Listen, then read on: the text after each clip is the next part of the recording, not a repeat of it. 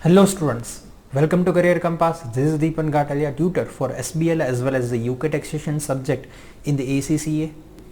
Now students, in this video we are going to uncover the truth behind the balanced scorecard. Yes students, you heard it right. You would say that, sir, we already know what exactly is the balanced scorecard. Yes students, I know that whatever you have the information about the balanced scorecard, that is you may have read it in the ACCA syllabus or from the Kaplan SBL textbook or from anywhere. But whatever you have referred from the Kaplan textbook, students, it's simple. I know that there are four kinds of the perspectives and basically the balanced scorecard considers the financial aspects and the non-financial aspects also, and there are four perspectives are financial, customers, internal process, and learning and growth. And the center part or the most important part is the vision and the strategy.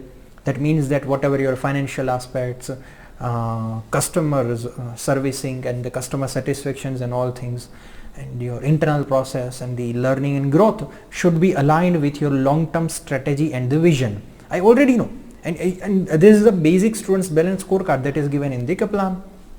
But students, I would say that this whole balanced scorecard that you have seen is a kind of the performance measurement technique. That means that if employee have performed something, or at the end of the year if you want to analyze the performance of the employees, and so this balanced scorecard would help you.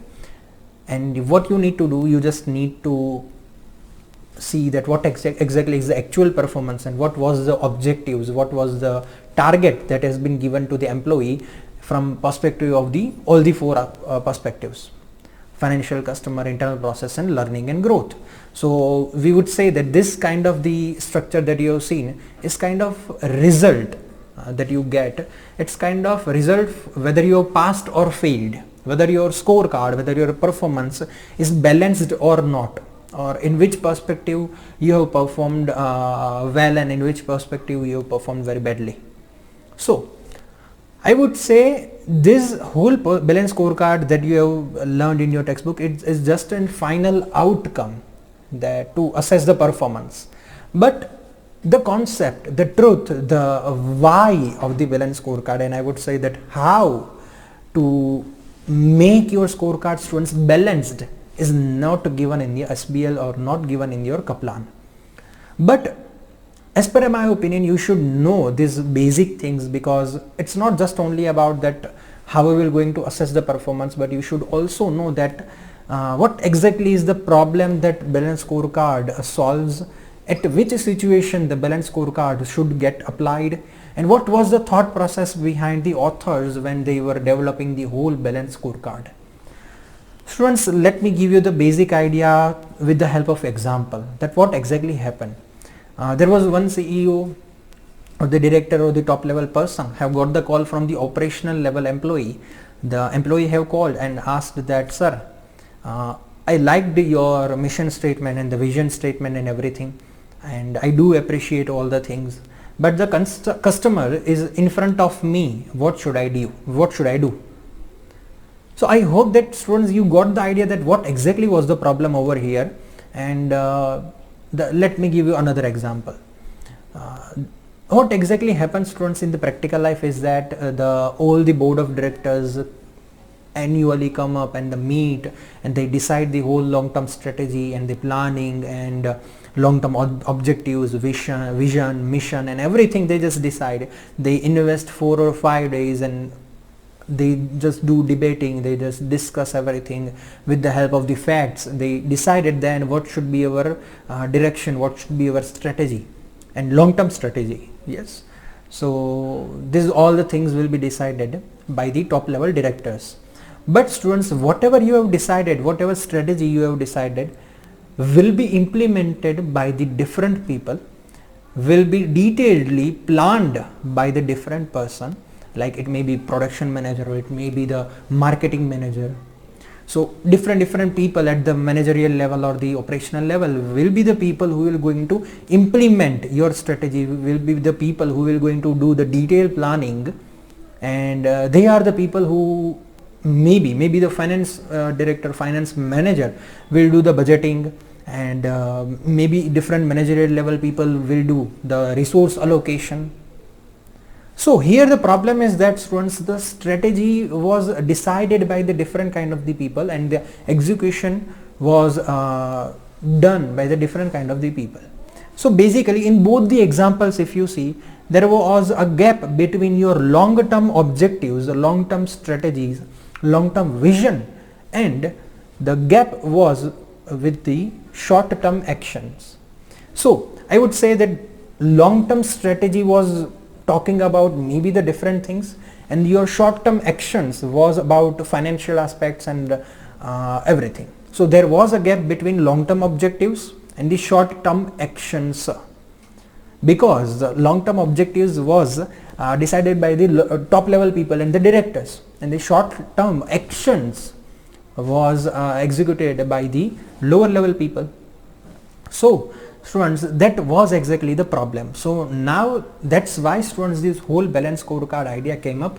And students, how now we will going to solve this problem? As I told you students, the balanced scorecard that is given in your Kaplan is just an final outcome. It's just a model to assess the performance, right? So it's not currently solving your problem. It's just you are independent person, you are assessing some performance, and you are reviewing that how much objectives are being fulfilled by that employee. But still the employee don't know that how to interpret the vision statement. That was our first example, how to interpret our mission statement and what exactly our company's long-term objectives, right? So there can be the chances that students with long-term objective or the top level people have decided the strategy that our focus should be on the new customers, our focus should be on a repetitive purchase, maybe our focus maybe should be on increasing sales per stores, our focus can be the increase in sales per customers. So students, it can be anything, but the problem here was students that whatever they have decided, whatever the top level people have decided was not communicated to the lower level people, and even if it was communicated to the lower level people, it was not perfectly interpreted, or it was not communicated at their language, right? So what exactly was written in the vision statement, that we want to serve our customers which surpasses the customer's needs, right? So how you just imagine that how the lower level people will interpret this sentence. So that was exactly the problem, and so the balanced scorecard exactly have given the solution through the process, how they will going to solve this process, how they will going to solve this problem. And the solution of this problem is behind the whole process of the balanced scorecard. And it's not, the solution is not through the perspective. The perspectives, the 4 perspectives are the final outcomes. Please remember, it's a final outcome.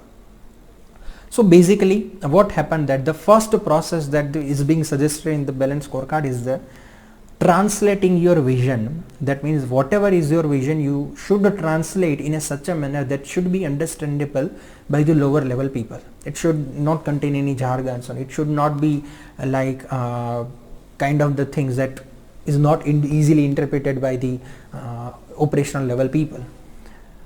And once you translate your vision and mission and long-term strategy, it should be communicated to the operational level employees, our lower level people, and it should be communicated like directly that what exactly is a thing that they have to focus on, whether they have to focus on the higher footfalls, whether they should focus on the repetitive purchase of the customers, whether they should focus on the increase in sales per store or increase in sales per customers. So the communication should be in this kind of the language, so that the operational level people, operational level employee will get easily that what exactly is being expected to fulfill our long-term strategy. So the top level people have to convey this kind of the strategy, and they have to convey the strategy like this. They cannot say that the our vision is to fulfill the customer's needs which surpasses their expectations. It's not like that. So the second process is students communication and linkage. The second word along with the second process is linkage. That means that you should give them targets, you should give them objectives. Like if you cross the per customer income, per customer's sales above $500, then you will get the bonus. So you should give the bonus, you should give the excess bonus or the salary or anything you say. It should be linkage with your objectives, it should be linkage with your long-term strategy, right?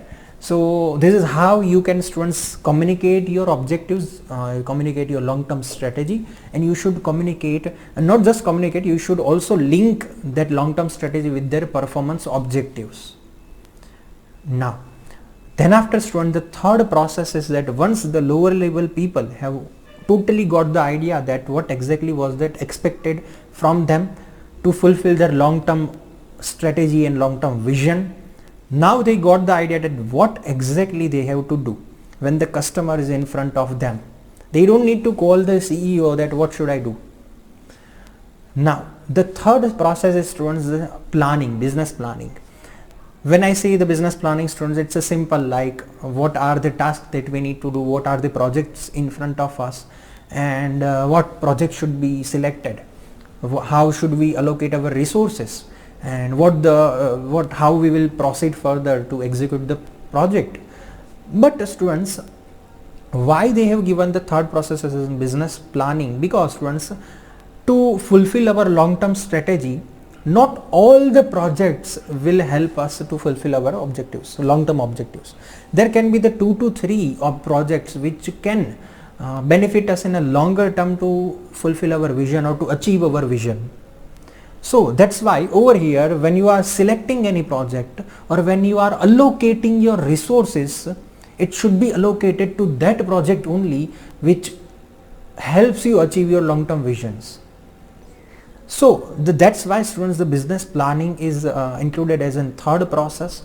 And students, budgeting is also the important role for any kind of manager, that whenever you are budgeting anything, it should be, you should have done all the budgeting with the perspective in the mind that the budgeting will give the benefit to our strategy or the vision or the mission.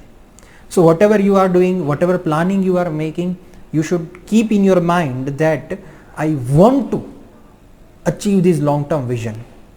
So the project selection or the resource utilization or the resource allocation should not be done only and only with the perspective of the financial aspects. And the last thing is, students, feedback and learning. So whatever you have communicated, whatever you have told your employees to do, and whatever you have translated your vision, and whatever way you have done your strategy, and whatever way you have done the planning, but there can be, the students, the chance of some incremental improvement. There can be the new thing which you totally forgot. There can be the chance that, students, there is still the chance of improvement, there is a still chance of learning. So the last step is, students, feedback and learning. And this is how, students, your each and every employees, each and every process, each and every things, each and every operations will get converted, will get linked with your long-term strategy. That means that now after applying these all the 4 processes, you will get, students, aligned the long-term strategy and the short-term actions. So now there will not be any kind of gap between these two things.